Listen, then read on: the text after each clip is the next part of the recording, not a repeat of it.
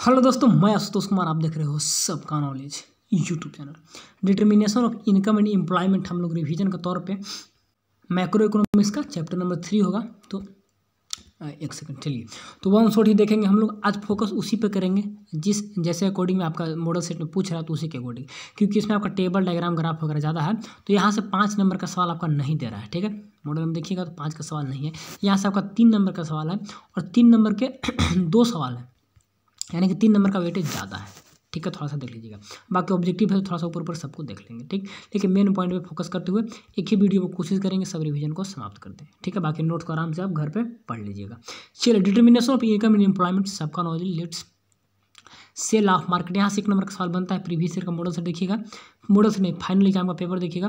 तो मैं दूसरा नोट से पढ़ा था तो इसलिए मेरा 1 नंबर गलत हो गया था, ठीक।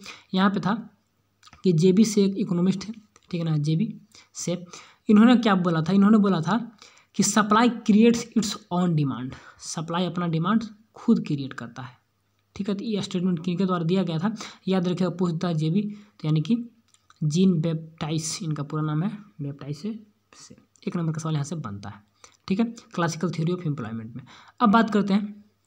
जम्सन वगैरह हमको नहीं मानना का। एग्रीगेट डिमांड पढ़ लेना आपको अच्छे से, क्योंकि एग्रीगेट डिमांड में आपका दिया हुआ है, मॉडल में भी सवाल दिया होता है। एग्रीगेट डिमांड क्या होता है? Aggregate demand the value of total expenditure, ठीक है, और all the goods and service in the economy during a specific period. कितना एक्सपेंडिचर हो रहा है, खर्च हो रहा है गुड्स एंड सर्विस पे, तो जितना खर्च होगा उतना ही ना लोग डिमांड करेगा। मैं डिमांड कर रहा हूँ यानी खर्च हो रहा है एक तरह से, तो वही टोटल एक्सपेंडिचर को एग्रीगेट डिमांड हम कह सकते हैं, ठीक है। Aggregate demand is the depend upon the level of employment and associated with the level of income. Employment और इनकम के साथ वो एसोसिएटेड रहेगा, क्योंकि जितना मेरा इनकम होगा उसी के अकॉर्डिंग मैं क्या करूँगा, डिमांड करूँगा। डिमांड करूँगा तो वही खर्च होगा ना, पैसा तो खर्च होगा, तो क्या बोलते हैं, टोटल एक्सपेंडिचर हो रहा है तो वही डिमांड है। Aggregate demand is also known as aggregate expenditure भी से बोला जाता है। Consist of the following 4 component इसमें रहते हैं, याद रखिएगा, चारों को याद कर लेना है। House hold consumption, investment consumption demand, investment demand, government demand and क्या है, नेट एक्सपोर्ट। तो यहाँ पर सबका व्याख्या लिखा हुआ नीचे में कि aggregate demand can also be defined as the value of output in which household firms and government are willing to spend for the production in the economy. उन लोग कितना खर्च कर रहा है इकोनॉमी में प्रोडक्शन के लिए, तो वही क्या होता है, एग्रीगेट डिमांड होता है, ठीक है। यहाँ पे क्योंकि उन लोग खर्च करेगा तो उसी से ना प्रोडक्शन होगा, ठीक है। तो willing to spend for the production in economy, ठीक है। इकोनॉमी में प्रोडक्शन में कितना हम लोग खर्च कर रहा है, कोई भी खर्च करेगा तो प्रोडक्शन में जाएगा सब कुछ, लास्ट में प्रोडक्शन एक्सपेंडिचर। एग्रीगेट डिमांड में हाउस होल्ड कंजप्शन डिमांड को एक्सपेंडिचर ही बोल रहा है, ठीक है। इन्वेस्टमेंट डिमांड बोलिए, फिर एक्सपेंडिचर बोलिए, या फिर government demand, goods service, net export, इतना कुछ आता है तो सबको याद रखिएगा। और नेट एक्सपोर्ट का फॉर्मूला भी याद रखिएगा कि एक्स माइनस एम, यानी कि import minus export minus import.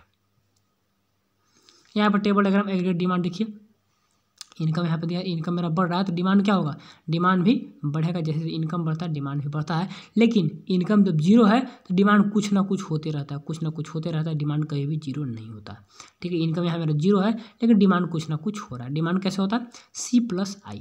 यहाँ पे 4 फंक्शन हम लोग देखें, यहाँ पे हम लोग 4 फंक्शन देखें, लेकिन हम लोग 2 सेक्टर में कंजप्शन और इन्वेस्टमेंट को ही रखते हैं, बाकी को यहाँ पे हटा देते हैं, ठीक है। तो यहाँ पे कंजप्शन चल नहीं रहा, एक सेकेंड।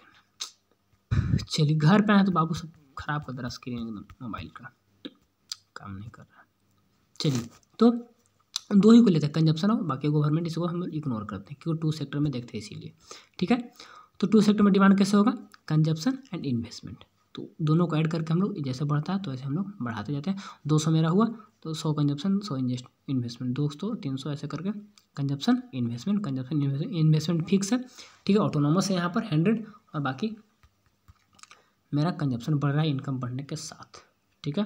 इसका यहाँ से होता है, याद रखिएगा कि 0 से स्टार्ट नहीं होता है, एबव द वाई एक्सिस से होता है, ठीक। इट्स द डायरेक्ट, यहाँ पे याद रखिए ऑब्जेक्टिव के लिए कि in the above schedule and diagram, graph diagram में हम लोग देख सकते हैं कि the direct and positive relationship between income and aggregate demand. Objective के लिए it also show the aggregate demands increase at the slower rate than the increase in income. जितना इनकम बढ़ रहा है उसे डिमांड में थोड़ा सा स्लोअर रेट से, क्योंकि इनकम थोड़ा बढ़ते जाता है तो डिमांड धीरे धीरे हम लोग कम करना स्टार्ट करते हैं। कितना करेंगे, डिमांड इनकम के अकॉर्डिंग धीरे धीरे कम करते हैं, ठीक है। एग्रीगेट डिमांड, क्योंकि हम लोग सेविंग में ज़्यादा जोर देने लगते हैं, इनकम ज़्यादा बढ़ने लगता है, ठीक है। इन्वेस्टमेंट सेविंग में, सेविंग इन्वेस्टमेंट दोनों बराबर ही है।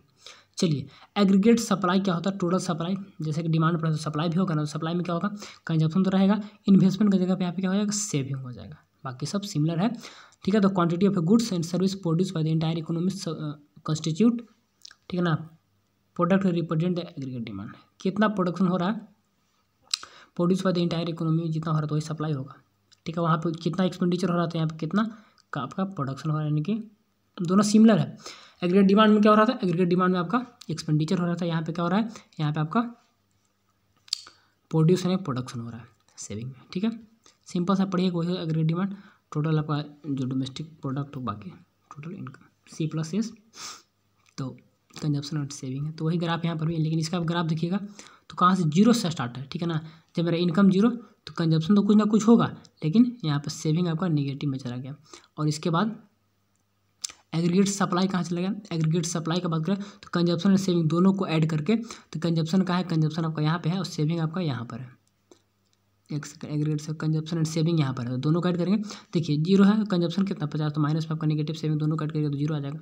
एग्रीगेट सप्लाई जीरो, क्योंकि सेविंग तो नेगेटिव हो रहा है, क्योंकि 50 खर्च कर रहे हैं तो वो नेगेटिव में चला गया, कहीं ना कहीं से लेकर खर्च कर रहे थे, इसीलिए ये सब बात को समझ रहे होंगे, सिंपल है, ठीक है। कंपोनेंट ऑफ एग्रीगेट डिमांड अच्छे से पढ़ लेना सभी को। Above the table diagram show the aggregate demand is the increasing direct relationship proportion increase in, but this will only mean the full level of employment. Above the diagram में क्या देख सकते हैं, aggregate supply increasing in the direct proportion to increase in the employment, ठीक है, employment बढ़ने से बढ़ रहा है, and but this will be only till the full employment reach. Full employment बढ़ जाएगा तो वहाँ पर भी हम लोग एग्रीगेट सप्लाई भी थोड़ा सा रुक जाता है।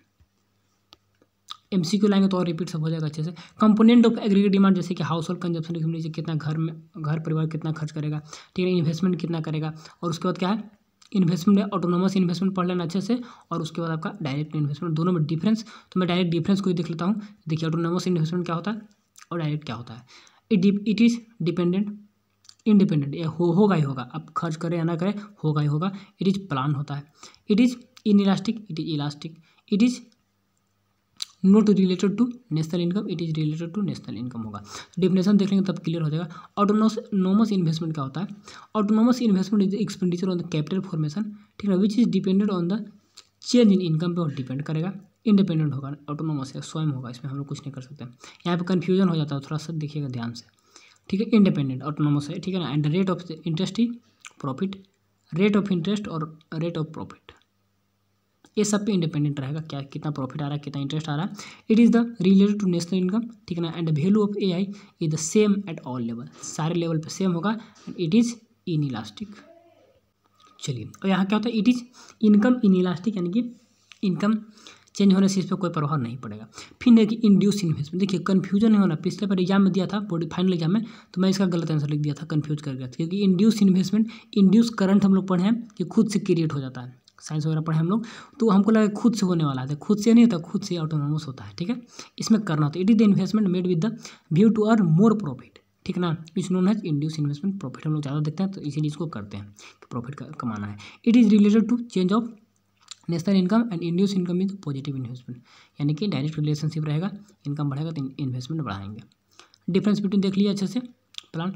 चलिए government goods and service and net export देख लीजिएगा, export minus import. And government जो खर्च करेगी, the government demand service for the needs of the scholarship वगैरह, हॉस्पिटल बनाएगी, कॉलेज बनाएगी, सिंपल है, आराम से सबको पढ़ लेना है, ठीक है। चलिए प्रोपेंसिटी टू कंज्यूम, बहुत अच्छा टॉपिक आ गया। प्रोपेंसिटी टू सेव, अच्छे से कर लेना इसको, क्योंकि यहाँ से आपका ऑब्जेक्टिव सब्जेक्टिव सब बनेंगे। 3 नंबर के सवाल तो डिफरेंस भी दे सकता है, ठीक। The functional relationship between income and consumption is called consumption function, simple से इसको जान गए। इसके बाद फॉर्मूला को याद रखिएगा, according to Keynesian theory of employment. और ये भी सवाल पूछता है कि what is the Keynesian theory of employment, ठीक। The level of income, level of employment depend upon the effective demand of a goods and service, and effective demand depends upon the consumption function. देखिए कितना बड़ा बात बोल दिया, इसको याद रखिएगा। पूछता है what is the Keynesian theory of employment, तो क्या बोल रहे हैं कि level of employment depend upon effective demand of goods, goods service का कितना डिमांड हो रहा है, उसी पे आपका एम्प्लॉयमेंट का लेवल कंट्री में कितना है निर्धारित होगा, ठीक है। लेकिन गुड्स और सर्विस का डिमांड किस पर डिपेंड करेगा, effective demands depend upon the consumption function. Consumption function में कौन डिपेंड करेगा, इफेक्टिव डिमांड। इफेक्टिव डिमांड से क्या क्या होगा निर्धारित, एम्प्लॉयमेंट लेवल, ठीक है ना। तो इतना को रिलेट करिएगा तभी जाके होता है Keynesian theory of employment. Simple सा है कि जितना कंजप्शन फंक्शन होगा उसी के अकॉर्डिंग डिमांड होगा, उसी के अकॉर्डिंग एम्प्लॉयमेंट का लेवल होगा, बात को समझ। In the words of Keynesian the consumption function proportional to consume is the psychological law of consumption. Psychological law of consumption करना मतलब कि मानव का व्यवहार पर वो डिपेंड करेगा कितना कंज्यूम कर रहा है कितना कंज्यूम नहीं कर रहा है। ठीक है, बात को समझ गए, तो इसको कर लेना है। इसका जो फॉर्मूला है यहाँ पर C=A+BY। ठीक, ए यहाँ पर क्या है, ऑटोनोमस कंजप्शन होगा। ठीक है, अब बी क्या है आपका, यहाँ पे आपको दिखाते हैं, यहाँ पे लिखा हुआ कंजप्शन है। ए आपका क्या, फिक्स्ड ऑटोनोमस है, फिक्स्ड। ठीक है, और आपका बी क्या, मार्जिनल प्रोपोर्शनल टू कंज्यूम लिखा हुआ, तो इसको आराम से कर लीजिएगा। ठीक है, यहाँ से निकालने के लिए भी दे सकता है कुछ ना कुछ। कंजप्शन हो गया, फिक्स्ड कंजप्शन और बाकी मार्जिनल। इसके बाद लेवल एंड कंजप्शन, यहाँ पे इक्विलिब्रियम हो गया। ठीक है, टेबल डायग्राम नहीं देगा, 3 नंबर का सवाल दे रहा है तो ये सब टेबल डायग्राम लॉन्ग में देता है। ब्रेक इवन पॉइंट हो गया। हाँ, ग्राफ ड्रा करने के लिए दे सकता है कि सेविंग का करिए, ठीक है ना, या फिर कंजप्शन का करिए, तो हम लोग जानते हैं कंजप्शन यहाँ से करेंगे, सेविंग यहाँ से, जहाँ पे दोनों हो गए बराबर, तो लेवल ऑफ इनकम वहाँ पर कंजप्शन दोनों वहाँ पर बराबर हो जाएगा। ठीक, Y= नेशनल इनकम को क्या बोलते हैं, एग्रीगेट सप्लाई, वही हो गया नेशनल इनकम। Y= यहाँ पे नेशनल इनकम है और कंजप्शन दोनों बराबर, तो वहाँ पे हम लोग इक्विलिब्रियम। ठीक है, तो यहाँ से एक और बात है कि aggregate supply and aggregate demand जहाँ पे बराबर वहाँ पर क्या होगा, इक्विलिब्रियम होगा। ठीक है, तो एग्रीगेट सप्लाई आपका ये है नेशनल इनकम, और एग्रीगेट डिमांड यानी कंजप्शन आपका ये है। सिंपल सा वही सब लिखा होगा यहाँ पर जो ऊपर में डायग्राम बनाया हुआ है, बाकी सब फीचर इसका कोई मायने उतना नहीं रखता है। Type of proportional to consume बहुत अच्छा है, एवरेज एंड मार्जिनल। आपका सबसे मोस्ट इंपॉर्टेंट मार्जिनल है, marginal proportional to consume. Average नाम से क्लियर है, average proportional to consume, average proportional to consume इधर रेशियो ऑफ कंजप्शन एक्सपेंडिचर, ठीक है ना, टू ए पार्टिकुलर इनकम, एक खास इनकम पे कितना आप कंज्यूम कर रहे हैं तो उसी का रेशियो है। ठीक है, जैसे कि एग्जाम्पल से यहाँ क्लियर होगा, देखिए APC= आपका C/Y, C कंजप्शन, Y आपका इनकम हो गया, इनकम है, और यहाँ पे देखिएगा तो APC यहाँ पे 40 का कंजप्शन, तो डिवाइड कर दी 40-50, पार्टिकुलर से कितना कितना हो रहा है, 60 से 0 पॉइंट इतना निकल गया एवरेज। मार्जिनल आपका इंपॉर्टेंट है, तो मार्जिनल क्या होता है, marginal proportional to consume is the ratio of change in the consumption to change, delta लगे चेंज इन इनकम, यानी कि इनकम का चेंज होने से कंजप्शन में कितना चेंजिंग कर रहे हैं, तो उसी का रेशियो को मार्जिनल बोलते हैं। हम लोग भी जानते हैं मार्जिनल जो चेंज, एडिशनल चेंजिंग, तो change in consumption, change in income को MPC, marginal proportional to consume का फॉर्मूला भी याद रखिएगा। इसका फॉर्मूला अच्छे PDF दिखा देंगे, अभी दिखाते हैं, नोट्स में बना के उसको रखा हूँ, वहाँ से सब फॉर्मूला याद कर लेंगे। ठीक है, सिंपल सा यहाँ पर है। कुछ प्रॉपर्टी को ऐसे याद नहीं, उसको हम अच्छे से याद करवाते हैं। Just MPC is greater than 0 but less than 1। अब लेस देन 1 ग्रेटर देन कैसे है, क्योंकि 0 से 1 के बीच में हमेशा लाई करता है। ठीक है, 0 से लाई हमेशा बीच में। MPC यानी कि मार्जिनल प्रोपोर्शनल टू कंज्यूम क्या है, कितना हम लोग कंजप्शन में चेंजिंग कर रहे हैं, कितना इनकम में चेंजिंग होने से, यही था ना। डेल्टा C/डेल्टा Y, इसका फॉर्मूला क्या है, डेल्टा C/डेल्टा Y है income, delta C delta Y, delta C delta Y। ठीक है, डेल्टा Y। ठीक है, तो इनकम में कितना भी चेंजिंग होगा तो कंजप्शन तो वहाँ से 0 भी हो सकता है, 1 भी हो सकता है, कुछ भी हो सकता है कंजप्शन, तो वही कर 0 से 1 के बीच में लाई करता है। जितना इनकम में चेंजिंग किया उतना हम कंज्यूम भी कर सकते हैं या नहीं भी कर सकते हैं, कि फार्मूला पे डिपेंड करेगा। तो इसको याद करवा देंगे, इसको जस्ट एक फार्मूला लिख के दिखाते हैं, सबको याद हो जाएगा, टेंशन नहीं लेना, इसका प्रॉपर्टी क्लियर हो जाएगा।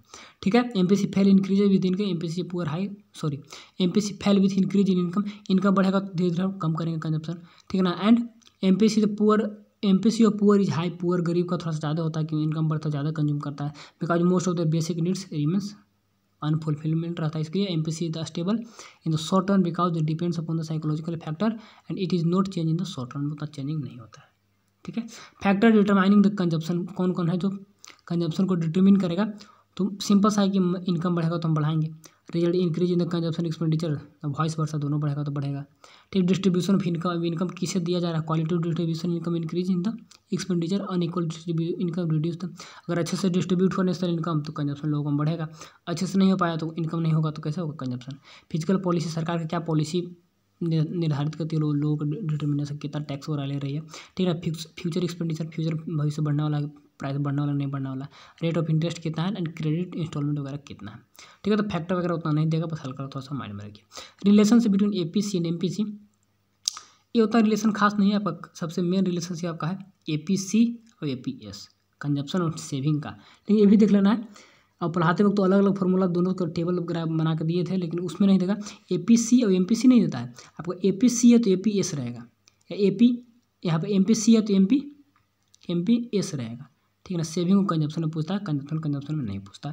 फिर भी थोड़ा सा देख लीजिए, कंजप्शन एक्सपेंडिचर 0, यहाँ पे 0 एट एवरी स्टेज, MPC = 1, दोनों जहाँ बराबर रहेगा तो 1 रहेगा, consumption not 0, they level of income is falling but ठीक है, इसको इग्नोर करिए, ठीक, बताएंगे कैसे याद किया जाता है दोनों को। सेविंग आपका बहुत इंपॉर्टेंट है, कंजप्शन और सेविंग और रिलेशनशिप पूछता है तो कंजप्शन और सेविंग में ही पूछता है, ठीक है ना। ये दोनों में कभी नहीं पूछेगा कि आप APC और MPC और अच्छे से पढ़ना चाहते हैं तो पुराना वीडियो देख लीजिएगा, प्लेलिस्ट मिल जाएगा, वहाँ पे बहुत सारे डिटेल बताया हुआ है, ठीक है। तो उस नोट्स भी है नहीं यहाँ पर दोनों में, और अच्छे से वहाँ पर समझाएं भी है, ठीक है। चलिए saving function, saving function propensity to save with the function relationship between saving and income में दिखाएगा, ठीक है ना। सेविंग कंजप्शन में था वहाँ पर, यहाँ पे सेविंग और इनकम में दिखाएगा। तो कितना आप कर रहे हैं according to the saving is excess of the over consumption expenditure, saving is the excess of income over consumption expenditure. Consumption करने के बाद जो बच जाता है एक्सेस इनकम, तो उसी को हम लोग क्या करते हैं, सेव कर देते हैं, ठीक है ना। Saving is the function relationship between saving and income, ठीक है। तो आपका इनकम है और ये आपका सेविंग है, तो फंक्शनल रिलेशनशिप ये आपका फंक्शनल रिलेशनशिप हो गया, ठीक है, ठीक है। और जो कंजप्शन देखें, कंजप्शन फंक्शन किसका फंक्शनल रिलेशनशिप था, प्रोपोजिटिव टू कंज्यूम। कंजप्शन फंक्शन किसका हो जाएगा, कोई फंक्शनल रिलेशनशिप नहीं है, डायरेक्ट उसका है कि C इज इक्वल टू, कोई फंक्शनल रिलेशनशिप होना चाहिए उसका भी ना, A is equal to C/Y, ऐसा कुछ नहीं है आई थिंक ना, एग्रीगेट प्रोपोर्शनल टू कंज्यूम। चलिए ठीक है, आपका इसी को याद रखा कि इनकम पर डिपेंड करेगा आपका सेविंग, कहाँ थे हम लोग, यहीं पे थे, ठीक है। इनकम पर डिपेंड करेगा सेविंग। चलिए, तो कंजप्शन भी इनकम पर डिपेंड करता है, डायरेक्ट पड़ता है, तो उसमें एक हो ही गया रिलेशनशिप, लेकिन दिया नहीं है। इसका फॉर्मूला याद रखिएगा, सेविंग का माइनस है 1 माइनस B और Y, और क्या क्या सब यहाँ पे लिखा हुआ, सेविंग एस है, आपका नेगेटिव रिलेशनशिप दिखा रहा है, एट जीरो लेवल पे कुछ ना कुछ होता है, ठीक है ना, यानी कि फिक्स्ड कंजप्शन कर रहे हैं तो हम लोग, ऑटोनोमस हो गया वही, और ये माइनस B आपका सेविंग हो MPC इसको बोलते हैं, 1 माइनस B को MPC भी बोलते हैं, याद रखिएगा, ठीक है, रेट ऑफ सेविंग। चलिए कंजप्शन का एक दिखाते हैं, अभी जस्ट कॉपी दिखाते हैं, सब कुछ क्लियर हो जाएगा। अभी क्लियर नहीं देखो, सेविंग कहाँ से होगा, निगेटिव से स्टार्ट होता है, क्योंकि जब इनकम जीरो है, कुछ ना कुछ कंज्यूम कर रहे हैं, तो जितना कंज्यूम कर रहे हैं उतना निगेटिव में चला जाता है, तो सेविंग यहाँ से ग्राफ नीचे से बनेगा। तो एक दो में ग्राफ कर देगा। Type of proportionality to save similar, जैसे कि एवरेज प्रोपोर्शनलिटी टू कंज्यूम देखे थे, तो average marginal proportionality to consume, तो एवरेज मार्जिन सब देखेंगे। Average proportionality to save with the ratio of saving income, in other word in the ratio of saving to the income, ठीक है। यहाँ पे सेविंग और इनकम है, वहाँ पे क्या था, कंजप्शन ऑफ इनकम का था, यहाँ पे सेविंग और इनकम है पर्टिकुलर इनकम पे, ठीक है। यहाँ पे ग्राफ इसका देख रहे हैं कैसे हो रहा है। और इसके बाद मार्जिनल प्रोपोर्शनलिटी टू सेव इधर ratio of change in the saving to change in income, वहाँ पे कंजप्शन था, यहाँ पे सेविंग है, तो उसे समझ गए तो ये भी आपका समझ जाएगा, कोई दिक्कत इसमें भी नहीं होगा, ठीक है। रिलेशनशिप बहुत इंपॉर्टेंट है, APC एंड APS, हाँ देखिए APC and APS, average proportionality to consume and average proportionality to save, marginal proportionality to consume and marginal proportionality to save, ठीक है ना। सेव सेम नहीं है, कंज्यूम नहीं, दोनों अलग अलग रिलेशन, ठीक है। तो हम लोग जानते हैं Y इक्वल टू क्या होता है, C+S, ऊपर में पढ़े थे कि फॉर्मूला न्यूमेरिकल में काम देगा कि Y equal to C+S, C+I भी लिख सकते हैं, ठीक है। डिवाइडेड बाई द Y से डिवाइड दीजिए, हर में समझ दीजिएगा, तो यहाँ पे 1 आ जाएगा, Y कट जाएगा, यहाँ पे APC आ जाएगा, यहाँ पे APS, तो दोनों को ऐड करने पर 1 आता है। बहुत ही आसान सिंपल सा रिलेशनशिप है, तो आप इसको याद रखिएगा, यहाँ से न्यूमेरिकल भी आपका बनता है, ठीक है। अब ये भी इंपॉर्टेंट है, Y इक्वल टू C+S, ये भी जानते हैं। यहाँ पे क्या था, यहाँ पर Y इक्वल टू C+S, लेकिन वहाँ पर डेल्टा नहीं था, यहाँ पर डेल्टा लगा देंगे, सही में डेल्टा लगा देंगे, डेल्टा से, और फिर डेल्टा Y से डिवाइड कर देंगे, तो MPC 1, सिंपल सा, कहीं से कोई दिक्कत होगा, कोई दिक्कत नहीं हुआ। और जो फैक्टर वहाँ पर भी थे, यहाँ पर कुछ फैक्टर इनकम पर डिपेंड करेगा, फोरसाइट में भविष्यवाणी, नेचर का विलिंगनेस, पावर एंड प्रेस्टीज, ये सब पे सेविंग डिपेंड करता है, ठीक है। दिखाता ना कि ज़्यादा पैसा है तो पावर सेविंग। चलिए इन्वेस्टमेंट में दोनों टॉपिक इंपॉर्टेंट है, एक्स एंटे इन्वेस्टमेंट है, एक्स पोस्ट इन्वेस्टमेंट, ठीक है। उसके बाद सेविंग भी होगा, x ante saving and ex एंटे, इसके बाद नहीं है। चलिए ठीक है, चल रहा है सब कुछ, तो इसको देख लीजिए, बहुत अच्छा है। चलिए ex ante saving and ex ante investment, ठीक है। तो देखिए in the Latin word ex ante means क्या होता है, beforehand, and during a particular period in the economy people plan और desired amount to save in is called ex ante saving. Planning कर रहे हैं हम लोग सेविंग करने के लिए, तो एक्स एंटे सेविंग, और रियल में कर देंगे तो क्या हो जाएगा, एक्स पोस्ट सेविंग हो जाएगा, ठीक है। जैसे कि when the entrepreneurs see the increase in their sales rise the prices, ठीक है ना, they plan to increase their stocks to goods is called planned और intent और voluntary और ex ante investment। प्लान कर रहा है, अभी करने सोचा कि करेंगे, ठीक है, रियल में कर देगा। एक्स पोस्ट क्या हो गया, इन्वेस्टमेंट, एक्स पोस्ट इन्वेस्टमेंट क्या हो गया, एक्स एंटे सेविंग इन्वेस्टमेंट दोनों होता है, एंटी एंड पोस्ट। पोस्ट में क्या कंप्लीट हो जाएगा, ठीक है ना, इनवॉलंटरी अनएम्प्लॉयमेंट सब कुछ दिया। Saving and investment x post में, एक्स पोस्ट सेविंग भी हो सकता है, एक्स पोस्ट इन्वेस्टमेंट भी हो सकता है, ठीक है। एक्स एंटे सेविंग भी एंड एक्स एंटे इन्वेस्टमेंट भी, ठीक है। तो सेविंग इन्वेस्टमेंट जो सेव कर रहे हैं हम इन्वेस्ट कर रहे हैं, ठीक है, तो दोनों बराबर ही माना जाता है, यहाँ पर दोनों बराबर है, ठीक है। चलिए आपका कंज्यूमर सेविंग करेगा कंजप्शन में एंड सप्लाई में क्या था, वहाँ पे इन्वेस्ट कर रहा था, ठीक है। एग्रीगेट सप्लाई एग्रीगेट यहाँ पर दोनों, ठीक है। चलिए Latin word x post means क्या होता है, आफ्टर वर्ड, आगे का। ये पहले था केवल प्लानिंग कर रहे थे, ठीक है, बिफोर हैंड या आफ्टर वर्ड है। एक्स पोस्ट सेविंग आर दो saving which is house hold actually save from income, कितना एक्चुअली में कर रहा है सेव, कितना एक्चुअली में कर रहा है इन्वेस्ट, वही होता है। These are the known as realise saving, ठीक है ना, रियल में कितना किया। And ex post saving refers to the actual investment, ठीक है ना, made by the all the entrepreneur in the economy. Saving है तो एक्चुअल कितना सेविंग किया, इन्वेस्टमेंट है तो एक्चुअल में कितना इन्वेस्टमेंट किया। वहाँ पे क्या था, प्लानिंग कर रहा था, प्लान कितना कर रहा है, ठीक है। X post saving and ex post investment कर लीजिएगा अच्छे से, क्योंकि यहाँ से कन्फ्यूजन भी होता है और एग्जाम में सवाल भी रहते हैं, आइदर ऑब्जेक्टिव और सब्जेक्टिव। अनएम्प्लॉयमेंट ये उतना कुछ खास आपको नहीं रहता, फुल एम्प्लॉयमेंट रहेगा। चलिए डिटर्मिनेशन ऑफ ऑब्जेक्टिव के लिए थोड़ा सा देख लीजिए उसको भी, यहाँ पे कुछ है नहीं, ठीक है। इनवॉलंटरी अनएम्प्लॉयमेंट बिना जानबूझ कर एगो होता है जानबूझ कर काम करना, तो यही समझ देगा। चलिए determination of income employment two sector model में हम लोग देखे थे, तो टू सेक्टर में याद रखिएगा क्या, कहाँ पे एग्रीगेट डिमांड C+I, ठीक है, एग्रीगेट सप्लाई C+S, तो दोनों जहाँ बराबर होंगे एग्रीगेट डिमांड एग्रीगेट सप्लाई, तो C कट जाएगा और I बराबर S, वही थ्योरी में लिखा हुआ सब, वही सब थ्योरी में लिखा हुआ, दोनों जहाँ बराबर हो गया तो वहाँ पे क्या इक्विलिब्रियम में हम लोग आ जाएंगे, ठीक है, इक्विलिब्रियम आ जाएंगे यहाँ पर इक्विलिब्रियम में। तो लॉन्ग सवाल बनता है, तो लॉन्ग सवाल है तो आपको नहीं देगा, टेंशन नहीं लेना है, ठीक है। देगा भी तो बहुत सिंपल डायग्राम अगर निकालना होगा तो इग्नोर भी कर सकते हैं, उतना दिमाग कौन लगाएगा, क्योंकि लॉन्ग सवाल दे भी नहीं देता, तो इसको हम लोग बना के डाटा याद रखते कुछ, क्योंकि टेबल डायग्राम में एक दो डाटा याद रखना हो तो उसके बाद बन पाता है, जब नहीं दे रहा तो नहीं। हम लोग में क्या था, हम लोग के फर्स्ट सेमेस्टर में फर्स्ट बार में टेबल डायग्राम नहीं थे बहुत से चैप्टर में, ठीक ना, जैसे कि कंज्यूमर इक्विलिब्रियम डिमांड, उसमें कितना था, तो केवल पढ़े थे, को प्रैक्टिस नहीं की थी, क्योंकि है ही ऑब्जेक्टिव था सारा का सारा, तो जहाँ पर नहीं है तो उसमें हम लोग ज़्यादा टाइम नहीं लगाना। यहाँ पर भी आपका 5 नंबर का सवाल नहीं है, तो इस समय क्या दिमाग लगेगा तो टाइम वेस्ट भी होगा, फिर दिक्कत लगेगा, ठीक है। चलिए सेविंग एंड इन्वेस्टमेंट अप्रोच एक और है, सेविंग इन्वेस्टमेंट अप्रोच, दोनों अप्रोच से, तो यहाँ पर भी वही सिंपल सा है कि I बराबर S, तो हम जहाँ बराबर वहाँ भी इक्विलिब्रियम हो जाएगा, ठीक है। एग्रीगेट डिमांड एग्रीगेट सप्लाई और C+I, इसको क्या बोलते हैं हम लोग, aggregate demand aggregate supply approach.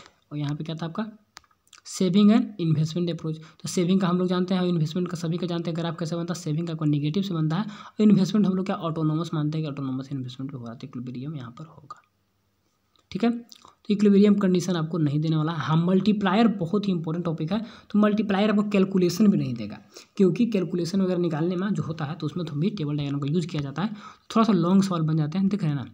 Working of multiplier जो देगा थोड़ा सा डिफिकल्ट भी होता है, डाटा और निकालना रहता है, ठीक, कैलकुलेट करना रहता है कितना परसेंटेज, फिर उसको यहाँ पे चेंज करिए, उसको ट्रांसफर करिए, ऐसे करके, तो आपका लॉन्ग भी नहीं दे रहा है, तो ये भी आप इग्नोर कर सकते हैं, ठीक। लेकिन इसका जो बेसिक पॉइंट है उसको कर लेना है। रिलेशनशिप MPC एंड MP के बहुत इंपॉर्टेंट सवाल है, आइदर लॉन्ग शॉर्ट सभी के लिए।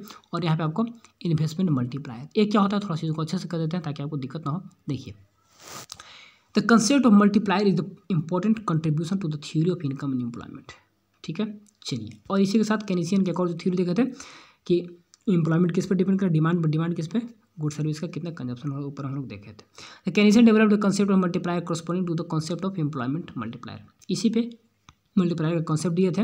Investment multiplier explain the relationship between increase in investment as the result of increase in income के,